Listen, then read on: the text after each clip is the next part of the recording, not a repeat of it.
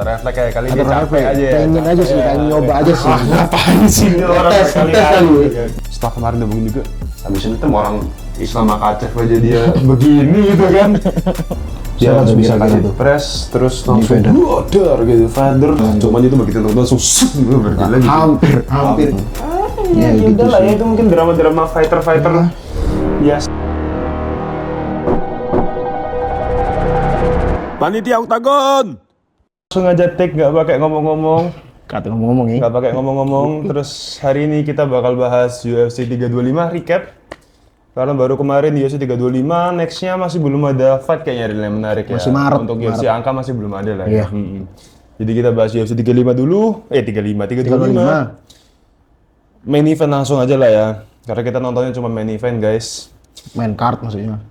Main card guys. Sorry. Diawali dengan Killian Salkit lawan Jamie Mullarkey. Anak baru ya Ril ya. Ini Anak Rising baru. Star. Rising Star cuy. Tapi kemarin menangnya kan lewat submisi neck crank lah ya, lawan Jamie Mullarkey itu. Aku awalnya ngiranya dia bakal menang KO karena lawannya pun kalau nggak salah dia cukup beberapa kali kalah KO juga. Tapi ternyata malah di finish dengan cara yang lain ini. Kalau misalkan menurut Turil, kira-kira nih anak bakal sampai sejauh apa di lightweight? Bisa jauh sih ini anak. Bisa sumpah. jauh ya, lumayan. Sumpah. Bagus sih. Dia kan kalau nggak salah lagi 11 kali win streak atau 12 gitu. Mungkin ya. Dia kalah cuma waktu debut sekali doang. Waktu debut. Kemarin 4 match di UFC menang semua nih. Dana White Contender lawan siapa ya? Gabe Young atau siapa itu. Terus kedua itu lawan sempat yang ini siapa yang ngalahin JK tuh? Ansul Jubli juga. Ansul Jubli, terus sama Asmus atau siapa. Yang kedua, yang satunya lupa nih. Tapi bagus semua, impresif semua. Yang orang punya. Karena dia menang KO semua kan kalau nggak salah ya? 3 kali menang KO. Enggak lah, yang satu dua decision. Oh, 2 decision dia. Satu KO, 2 KO, 2 decision 2 KO. Oke, ntar kalian Cek ini lah. aja lah, komen aja lah ya, yang Iya. benar kayak gimana ya, mungkin kita salah gitu. Ini orang impresif banget sih. Impresif kalau sih. kataku. Agility punya, submission punya, striking tajam juga. Lumayan lah, bisa jauh sih. Bisa jauh ya. Tapi takutnya nanti star syndrome atau Bisa jadi kayak si Pedi tuh. Takutnya kayak gitu. Pedi terlalu cepat dikasih Terlalu jalur cepat. instan lah ya. So, kalau misalkan ngelihat juga dia di striking cukup oke. Oke. Terus mau transisi ke grappling juga dia nggak takut. Grapplingnya juga bagus ternyata. Cuma kalau misalkan sejauh ini kan masih lawan fighter yang belum ada ranknya juga kan. Fighter yang belum ada ranknya, jadi masih agak nggak tahu juga ntar ke depannya gimana. Cuman dia barusan call out itu siapapun buat dia bisa Yang di masuk ranking ke kan? 15, ya. Yang di ranking kan? Kayaknya ya kalau misalkan mungkin kalau kita lihat yang di ranking paling atas ada siapa ya yang ranking 15 gitu ya? Kalau kataku sih, Sebentar ini sambil aku cek ya, ini sambil cek biar kalau Chandler nggak jadi lawan McGregor bisa tuh lawan Chandler. bisa. Aku kaget ternyata Chandler tuh udah sampai di ranking 12 terakhir itu. Sampai aku cek bawah ya. tuh. Karena kan sempat kalah. Bawah. Cah. Oh ini nih, ada Farezia, Manuel Torres, Michael Chandler, Beneil Darius. Bisa tuh lawan Beneil atau enggak. Beneil juga bisa tuh buat dia mau bounce back Beneil atau bisa enggak. sih, ya. Tapi kasihan sih. Kayak Beneil nganggur juga kan. Iya, Beneil masih bisa tuh. Kebanyakan main di UFC cuman Kalah. lama-lama malah hancur. Malah hancur juga kan. Lawan siapa namanya BSD malah bentar Bentar kayak doang cepat udah. kan. Kayak Nggak sampai cepet 1 sih. menit kalau nggak salah. Cuma menurutku pun kayaknya orang ini juga bisa lumayan jauh lah. Cuman masalahnya di lightweight kan terlalu kompetitif kelasnya. Terlalu juga. kompetitif. Apalagi kemarin juga yang main ada Saint Denis juga, ada Rufi juga. Rufi. Mereka mulai naik-naik pun ini bikin persaingannya makin ketat. Makin ketat, sih. top 10 ini makin ketat banget. Tapi kalau kataku Salkil bisa sih, kayak tembus top 5 bisa. Sangat bisa. prospek ya. Sangat Untuk prospek. kedepannya sangat prospek ya. UFC aja bilang sendiri kok the best Australian prospect kalau nggak salah. Mungkin. Mungkin. Kemarin di videonya sempat aku lihat. Dan yang menarik sama orang ini kan dia terkenal dengan minority killer gitu. Iya, bilangnya gitu, Mirror Gitter. Kenapa kok disebut Mirror Gitter? Karena kan dia awal-awal dia ngalahin fighter-fighter kayak dari India atau Afghanistan. Nah, mana bukan negara-negara yang nggak terkenal lah di dunia fight gitu. Jadi untuk kayaknya nih orang cukup bisa menjual fight juga lah. Jadi bisa jadi ntar dia kayak Paddy Pimblett, cuman kita nggak tahu apakah berakhir sama kayak Paddy atau dia bisa menjawab ekspektasi orang-orang. Makanya. Oh, iya. Kalau skill set sih 11-12, hampir mirip-mirip Mungkin lah. ya. Oke-oke aja Masih sih. belum kelihatan minusnya di mana Iya, kayaknya. masih ya nunggulah. Oke, terus kita lanjut lagi. Pendatang baru di heavyweight kali ini ya. Betul. Tai Tuivasa udah lama nggak main, terus lose streak juga. 5 kali kalau nggak, 6 kalau nggak lah. Apa berapa gitu aku 6 lupa. losing streak kalau nggak salah. Terus ngelawan kayaknya orang cukup baru di heavyweight juga. Baru 4 kali main di UFC kalau nggak salah, Tyson Teixeira. Rekornya sebelum main kemarin 8, kalah 1, menang 0. Menurut Uril gimana? Karena kalau misalkan aku lihat match kemarin, sangat-sangat tidak menjawab ekspektasiku sama Iya sekali. sih. Heavyweight biasanya kan pam pukul-pukulan terus kan. Yes. KO. Ya tambah kecapean. Gini. Itu mungkin ya. Oke lah heavyweight. Mereka mungkin sama-sama punya chin yang kuat kan. Karena beberapa ada saling tukar pukulan clean. Cuman yang aku notice dari awal ronde 1 perpindahan ke ronde 2 itu si siapa namanya? Si Tuivasa tuh emang udah mulai kelihatan capek lah. Mulai capek. Terus waktu transisi istirahat itu si Tyson Teixeira itu aku pikir dia cuman kayak agak tarik napas dikit-dikit aja. Ternyata juga bisa capek Ternyata juga. sama-sama capek cuy. Jadi kayak apalah ini match ini. Nah, fun fact-nya maksudnya si Teixeira itu match terpanjang di UFC-nya cuma sampai 36 detik kalau nggak salah. Oh, dia Match cepet terpanjang. terus ya? Kayak cepet terus tuh. Memang dia kan eksplosif banget kan dari awal. Bahkan kalah sama Derrick Lewis pun cepet juga. Juga. Makanya kayak aneh gitu. Oh, gini berarti kalau misalkan kita lihat Teixeira kan dia selalu KO cepet kan ya? Selalu KO cepet. Terus main 3 round aja nafasnya udah kayak gitu. Udah habis.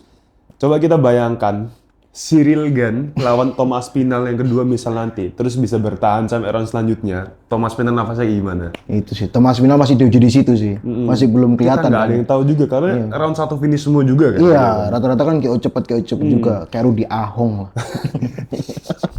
Iya, di Ahong KO juga sih. Agak KO juga. cepet.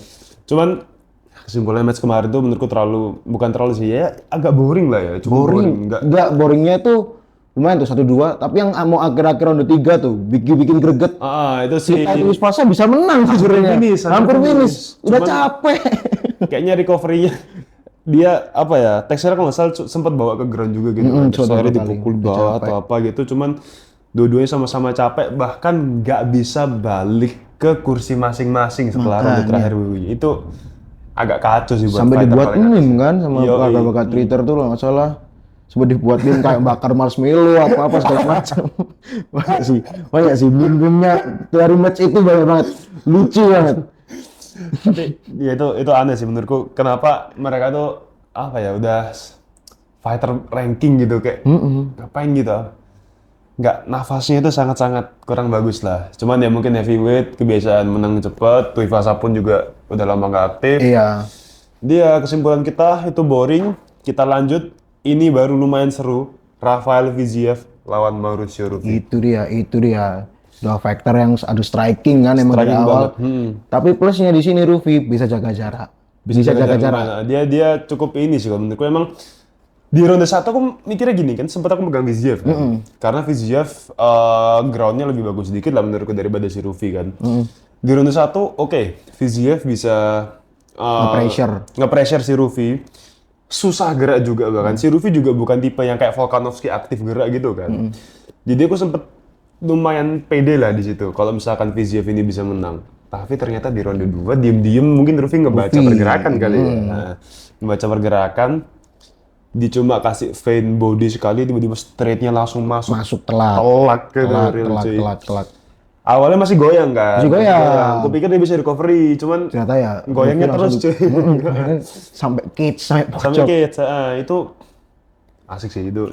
Cukup mengagetkan lah itu. Itu match yang cukup ngagetin. Terus ini kemarin ada yang komen juga itu mungkin efek dia pindah camp kan? Iya betul, pindah camp dia di ikut kayak Volkanovski kan? freestyle MMA atau apa itu kalau Iya nggak salah. kayaknya. Pindah camp tuh. Kumpul-kumpulannya orang-orang Australia. Dia udah nggak ikut fighting nerds lagi kalau nggak Oh, salah. makanya dia sempat ini kayaknya latihan bareng sama desanya juga kan. Akhirnya lumayan improve tuh. Dia biasanya kan kayak gegabah banget kan mainnya, kayak buru-buru gitu kan. Tapi ini Dia bener-bener sabar, sabar dia. calm down banget, jaga jarak terus. Karena salah satu kelemahan Fiziev tuh dijaga jarak. Kayak lawan Geji tuh. Oh, oke. Kan dibantai jarak terus kan. Jaraknya maksudnya diatur terus. Akhirnya nggak bisa nge-reach kan. Orang Viziev kan hitungannya masih pendek untuk seorang lightweight kan. Cukup pendek Viziev. Akhirnya bisa tuh kena sniper langsung straight masuk telak gitu sih kalau kataku. Mirip-mirip McGregor sih itu orangnya. Iya sih, McGregor versus ortodoks gitu ya. Iya lumayan. Kuda-kudanya lumayan karate banget kemarin dilihat-lihat tuh. Dia tangannya rendah juga. Cuman kenapa ya? Harusnya Viziev ini paling nggak dia tahu lah si Rufi ini kan lemah di ground ya. Kenapa nggak coba main di ground gitu? Atau misalnya coba ancam takedown sekali gitu lah. Kalau ada submission ya silahkan. Cuman mungkin karena striker versus striker ya dan nggak ada nyangka juga satu shot itu bikin langsung goyang loh gitu si Viziev tuh. Unexpected sih. Unexpected. Cuman yang kasihan itu kan karena dia ikut campnya Volkanovski. Kalau nggak salah si Jan Silva ngambek gitu. Kalau nggak salah udah mau balik kok si Rufinya, tapi nungguin selesain campnya nih di Australia dulu. Kalau nggak salah dulu kemarin baca-baca berita gitu sih. Dia udah mau balik ke Fighting Nerds di Brazil, tapi nyelesain di Australia dulu lah beberapa camp-camp latihan gitu sih. Soalnya setahu aku sempat si Jan Silva itu waktu nonton Rufi dia keluar dulu gitu cuy. Kan dia lagi sama Bolalio posisinya gitu tuh. Cuman dia keluar nggak tahu beneran ngambek apa gimana gitu emang. Tapi emang ya namanya juga latihan di camp lawan istilahnya kan. Jan Silva kan ngincar Volkanovski juga.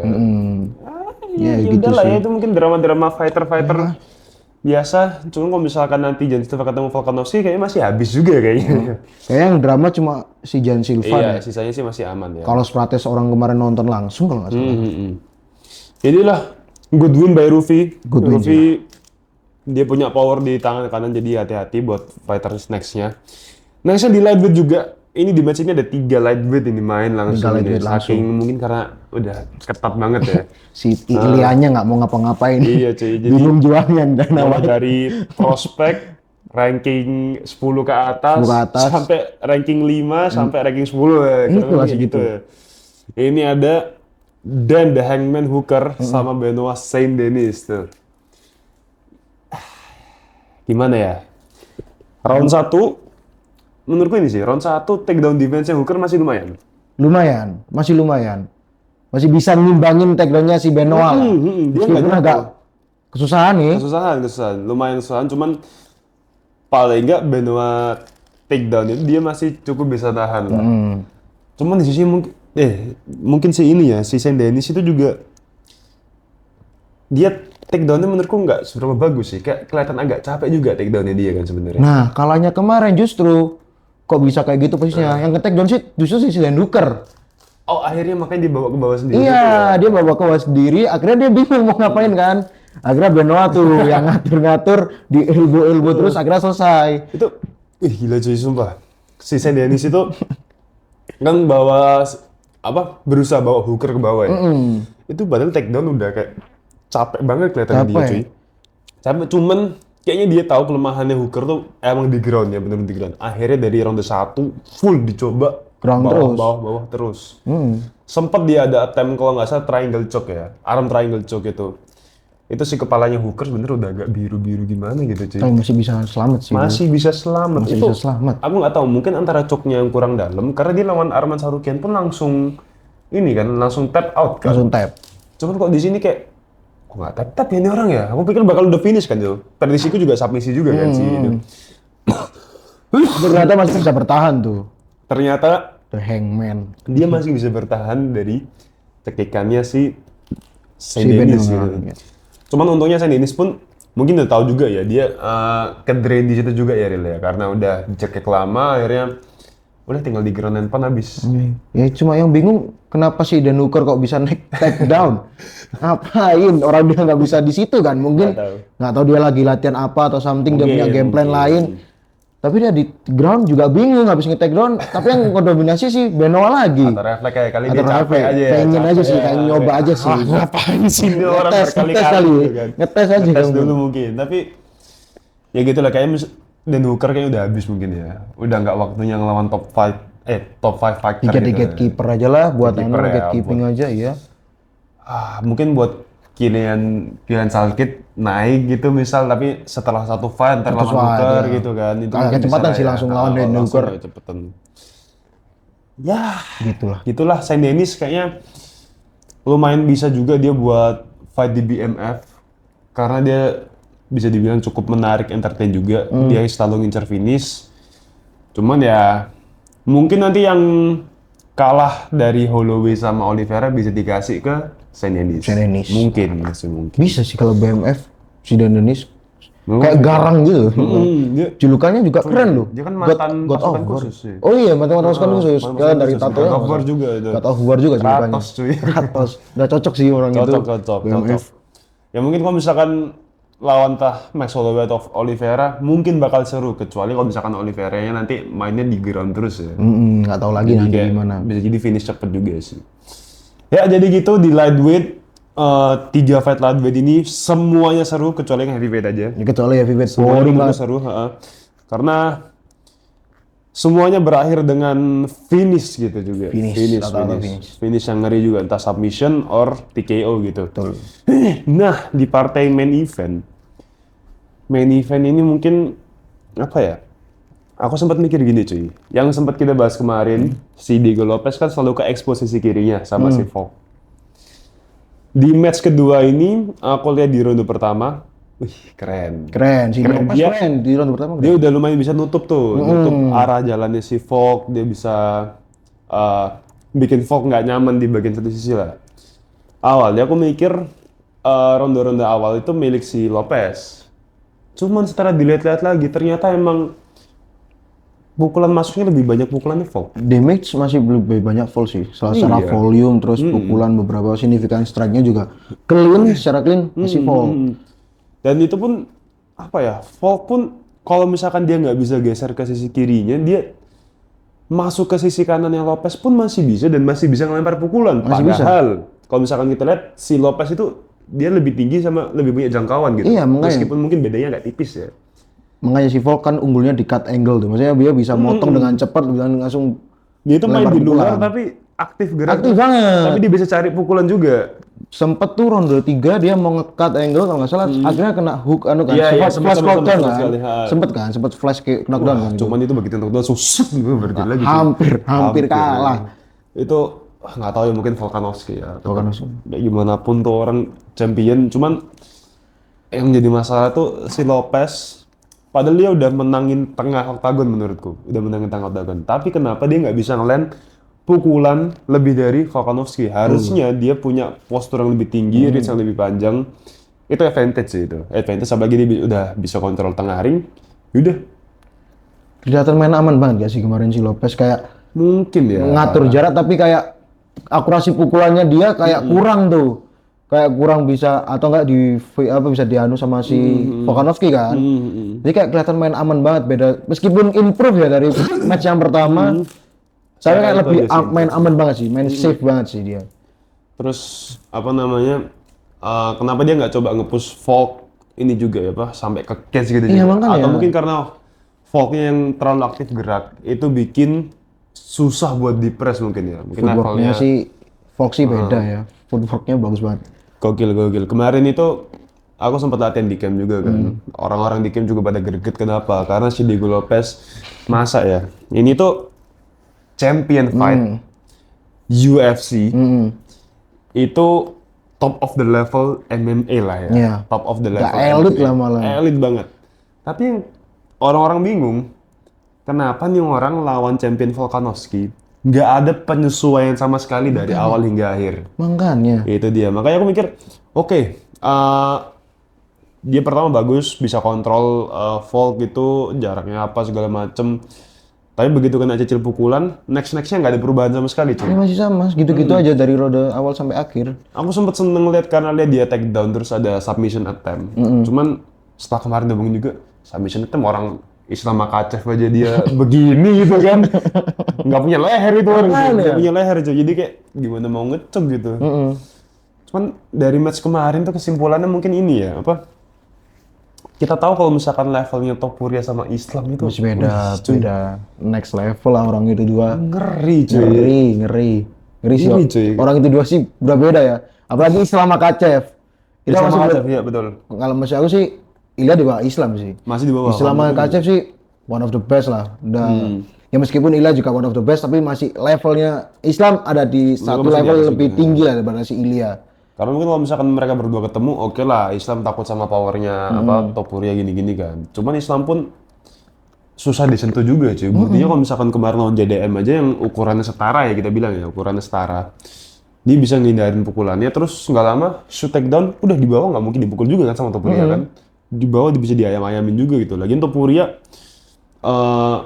dia main ground yang paling terbukti itu kayaknya masih belum ada sih. Cuman lawan Charles Oliveira pun itu pun dia cuman escape sebentar aja. Iya. Karena dia belum kelihatan lawan yang apa ya, bener-bener elite itu belum lah Elite kayaknya. grappler kecuali si Oliveira kan. Iya, iya Oliveira. Cuman Oliveira cuma bentar aja waktu itu Bentar kan. kan.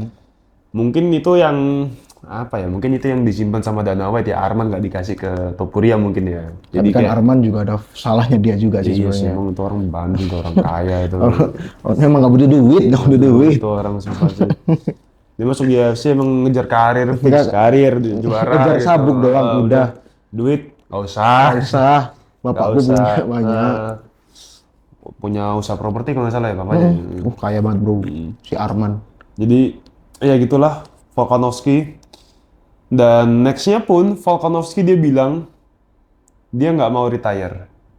Iya, dia kayaknya mau satu match lagi deh, biar bisa nyalip Jose Aldo. Bisa jadi. Dia kan lagi sama nih rekornya title defense-nya. Di Federer ya. Ya, di Federer kalau nggak salah, kayaknya dia mau satu match lagi biar dia bisa kayak buktikan bahwa dia greatest of all time di featherweight sih. Kalau nggak salah prospek yang bakal bisa naik itu antara Movsar Evloev atau Leron Murphy. Mereka berdua itu lagi di call out sama si Sean O'Malley kalau nggak salah. Oh gitu? Evloev atau enggak, apa ya aku baru lihat di podcastnya si Sean O'Malley kemarin. Mau naik dia? Si Evloev di call out sih. Sean O'Malley kayaknya kan butuh satu pertandingan lagi tuh biar bisa Ini ini kan. mereka beda kelas sih. Oh, udah kelas tuh. Iya kan si Sean kan di Bantam. Dia pengennya gitu. Si kok Sean sih Volk, bener Volk. Volkanovski. Iya, kok lupa kok Sean sih. Malum, kurang fokus. Habis pulang dari kerjaan. Sorry. Biasa. Cuman Maklum. nggak tahu ya. Aku sih Movsar nggak pernah nonton Movsar. Cuma kalau misalkan lihat Leron Murphy, oke dia striking. Aku cuman lihat dia kemarin itu yang lawan siapa tuh, yang spinning itu ya. Spinning elbow. Oke dia punya KO, cuman nggak tahu ya kalau misalkan lawan Volk yang Beda sih. mikir banget gitu susah kayaknya. Emang harus cari yang KO power kayaknya. Jadi kayak dia Siapa harus tuh bisa kira-kira kasih tuh? press terus langsung Federer. brother gitu. Federer. Aduh, belum nemu lagi cuy. Federer ada ya? siapa ya? Di paling atas coba kita lihat ya. Federer itu kan ada Volkanovski paling atas, terus Movsar. Movsar itu pun lebih ke grappling kalau nggak salah ya. Movsar lebih ke grappling. Kayaknya lawan Volkanovski agak susah juga gitu, karena Volkanovski udah nyoba Islam juga kan. Diego Lopez 2 kali out udah. Out udah Terus butuh ada nanti. Leron Murphy, menurutku sih masih belum. Bawah-bawahnya, Yair Rodriguez sudah diayam-ayamin. Udah nggak bisa tuh. Aljamain Sterling, Grappler juga dia.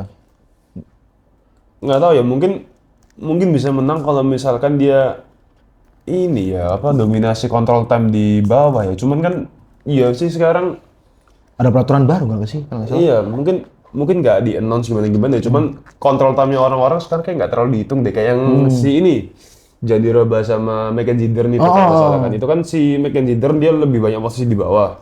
Tapi secara damage lebih gede cuy. Iya makanya dia sekarang nggak ada control time sih kayaknya.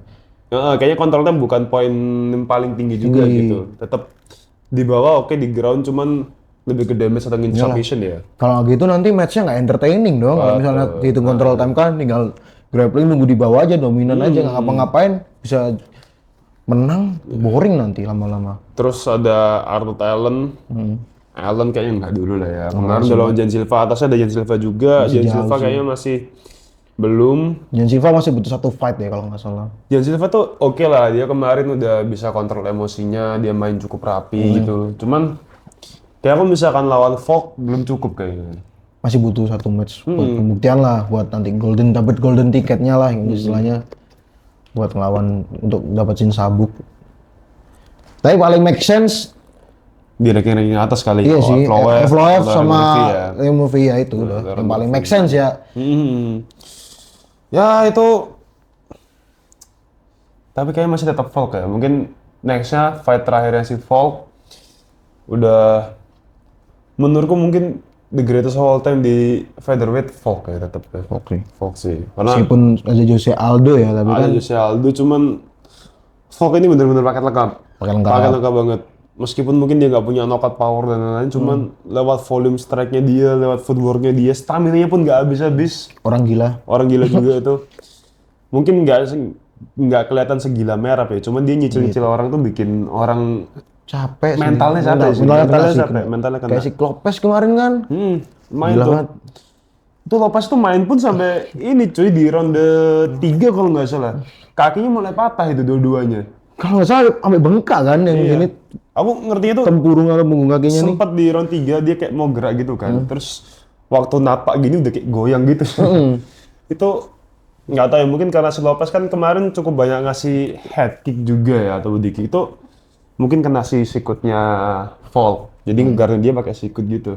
Kayaknya kayak bengkak kan kemarin. lumayan, cuy. Di story-nya kalau nggak salah dia bilang rusak 2 kakinya kalau nggak salah. Iya cuy, itu emang hancur sih itu. Orang Volk mungkin tulangnya kuat juga cuy. Gila. Badak bro. Badak ya. Mantan pemain rugby bro. Iya sih. Mantan pemain rugby. Bahkan dia pertama Jangan kali jangan dilawan. pertama kali ini kalau nggak salah sempat kalah, tapi dia main di welter cuy. Makanya. Mainnya di welter dengan setinggi itu cuy. Dia pendeknya segitu kan. Kayaknya segitu. Lawan Islam Makachev yang kita tahu di lightweight aja. Ya gitu lah. Apalagi dia main di welter gitu kan. Cuman Gila sih. ya itu apa ya, mungkin hitungannya kayak file komputer yang gede, terus dikompres jadi kecil kan. Akhirnya dia bisa bersinar tuh di featherweight. Itu kan dia harusnya badannya gede, cuman dikompres karena dia nggak sulit tinggi, dikompres jadi kecil gitu, main di featherweight bersinar cuy. Padahal, aduh, Max Holloway kasihan. 3 kali rematch nggak ada yang Bapaknya, menang sama bapaknya. sekali. Ya lo idolamu ya. Iya cuy, idola cuy. Maret kan tanggung. Maret harusnya kalau misalkan Holloway bisa menang lawan Oliveira, dia punya tiket buat title shot. Cuman tetap Ilia Topuria dulu lawan Gaethje pasti kan. Pasti karena interim kan Gaethje. Oke, let's say Topuria menang, dan kayaknya pun menurutku Topuria bakal menang gitu kan. Apakah Arman Tsarukyan bakal dikasih? Bisa sih feeling gue. Bisa, tetap bisa ya, karena udah cukup lama juga. Dia cukup lama dia ranking 1 dan dia sudah membuktikan. Mau buktikan apa lagi gitu loh. Dia udah bertengger di ranking 1 udah lama juga kan. Tapi katakan pun si Max ketemu Arman atau ketemu Topuria kayaknya sama-sama habis lagi Mungkin. Kalau lawan Ilya ya kan match lawan Topuria Max juga nggak jelek banget, jika jelek jelek banget. sebenarnya dia bagus justru. Kan lo secara volume lebih lumayan tinggi Max sih, cuman karena di ronde 3 kalau nggak salah itu kan si Topuria tiba-tiba bisa nutup jarak gitu kan, entah Max-nya sempat dapat celah kena pukul atau gimana gitu, maka dia agak kekit sebentar, begitu dia circle keluar, ternyata dilanjutin cuy, itu langsung knockdown, agak freezing gitu orangnya juga kan, dihancurin di situ, sedih sih liatnya. Sedih sih. The strongest chin di kelasnya lah ya, akhirnya pecah cuy. Kena pecah. Bahkan lawan Jason Gaethje waktu itu pun si Max Holloway itu cuman bisa dibilang agak selip ya meskipun dia jatuh ya. Cuman aduh ini Topuria ini kayak terlalu gila ini powernya juga cuy. Tapi kalau Max sama Ilya masih bisa sih Max untuk nyaingin ya. Mungkin ya. Tapi kalau sama Arman udah selesai. Kalau kata gue udah no chance. Karena kalau misalkan nonton di podcastnya Bang Kemal yang waktu itu sama Coach Max Metino, dia bilang kalau misalkan Holloway di lightweight itu masih ada powernya. Masih punya. Kalau dulu Holloway di lightweight yang waktu lawan Poirier pertama, itu kalau nggak salah lumayan short notice kalau nggak salah, atau mungkin persiapannya agak kurang bagus jadi agak gendut gitu dia kan. Cuman setelah dia main lightweight lagi yang lawan Jason Gaethje kemarin itu badannya tuh lebih gede, cuman gede-gede otot, jadi kayak Lebih shape gitu lah. lebih in shape lah gitu. Jadi powernya pun lebih ada gitu. Mungkin aja kalau misalkan Holloway nggak kena pukulan clean dari Topuria aman aja sih. Pokoknya dia harus inget jangan kepedean sama rahangnya dah itu dulu deh. Kayaknya udah enggak deh, gara-gara kemarin Ilya, kayaknya dia sadar kan. Mungkin ya. For the first time, Max Holloway Jatuh juga pertama kali itu langsung KO tapi. Langsung KO kan. Orang lawan Qatar aja nggak tumbang-tumbang. Gila loh. Curan-curan juga itu mau Lawan Ilya pelap semua. selesai sih. Selesai lawan Ilya. Cuman itu dia harus buktikan dulu lawan si Charles. apakah dia layak untuk dapat title shot atau enggak. Karena kalau misalkan dia menang dari striking, ya oke lah. Oke lah. Charles emang mungkin secara striking agak kurang ya. Maksudnya dibanding Holloway ya. Mungkin menurut gue sih masih bagusan Holloway gitu. Masih Holloway sih secara Cuma kalau misalkan Holloway sampai bisa nggak kesapit di bawah juga, bisa menang di bawah juga, udah berarti waktunya. Menurutku waktunya sih. Kalau enggak, skenario-nya mungkin Arman sama Holloway dulu ditemuin. Bisa jadi. Tapi kalau kataku, kalau Holloway sama Arman, no chance. Sorry, No chance. enggak dulu. No chance.